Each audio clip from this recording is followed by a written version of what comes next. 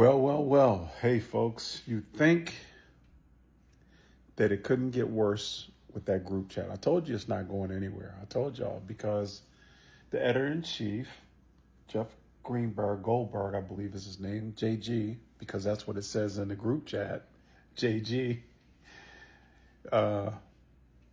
he just released more of that text thread that led up to the actual really classified information. So let me tell y'all, TikTok, you can go ahead and kill this video if you want to, but it would be very telling if you do, because I'm just trying to put truth out. All right. So let me proceed. So the messages that were leading up to the actual sequence of events for the assault is more disturbing because it's an exchange of policy, right? Policy between these folks in this group, particularly between Peter and Vance, between those two in particular. I think they were the only ones that were going back and forth.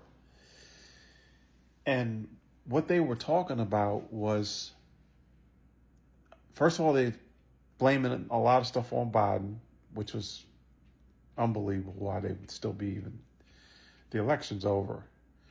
And then how Europe, how they would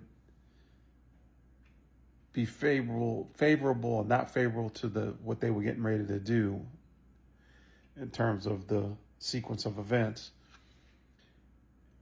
Basically, it's just policy stuff that we shouldn't even, I'm talking about just the general public, that we should be even in on, and not just, it's interesting that we're listening in on that, fly on the wall. But it's not us that's concerning. What's concerning are the people, our adversaries. That's what's concerning. Our adversaries and our allies. Because the folks that they were talking about in there were our allies. And as I said in the other video, the one that they took down, if y'all don't understand how that affects relationships in terms of exchange of information, intelligence that protects us as citizens here in the U.S., then you've been misled.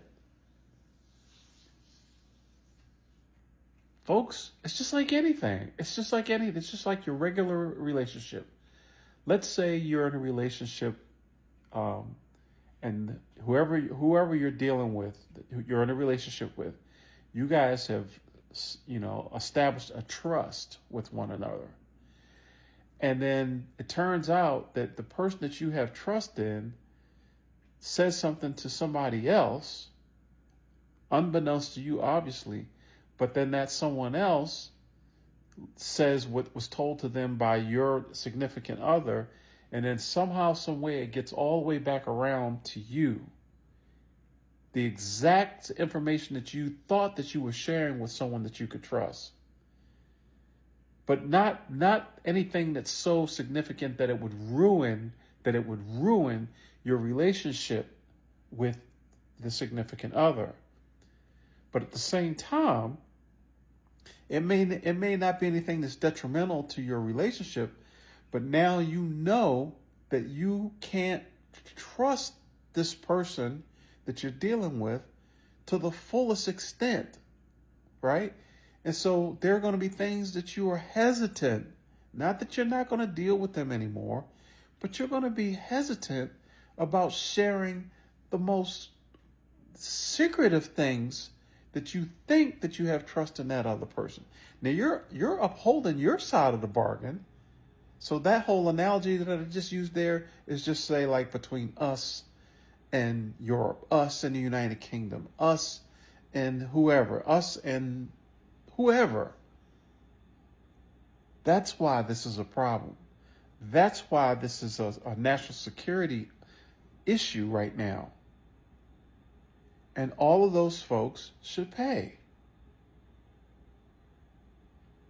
They should be held accountable for this and not, and I'm going to say it again, TikTok police, they should not be out front in the media saying that this is not serious and that this is not classified. Now, to add to that, what that message sends to the troops, to the folks that are actually out in the field that are catching these orders from these clowns, it makes them say, well, hold on. If they're putting information about sequence of events and policy, let's think about the intelligence officers that we have around the world. Their lives are in jeopardy now. Let's think about the folks that actually flew the missions. Their jobs, their lives rather, are on the line and potentially could have been on the line because those sequence of events were happening.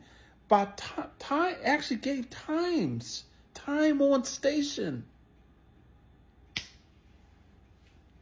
So at the risk of having my video hit again, I just feel it's important that folks understand why this is so serious.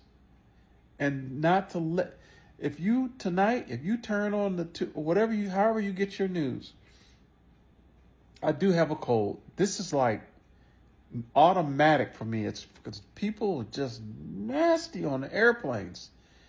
Even though people told me you might want to wear a mask, but for 13 hours on an airplane, no, I just can't. First of all, I can't breathe. Without fail, every time I come back here, I get sick. Every time, without fail. And we can flip it. Even when I go overseas, I get sick because of the airplane, in my opinion. Anyway, however you get your news, and you watch their mouths doing this, don't believe what's coming out. Don't believe what's coming out. Just shake your head and just say, we're dealing with amateurs. We're dealing with the amateur show here. See you guys in another video. Take care of yourselves.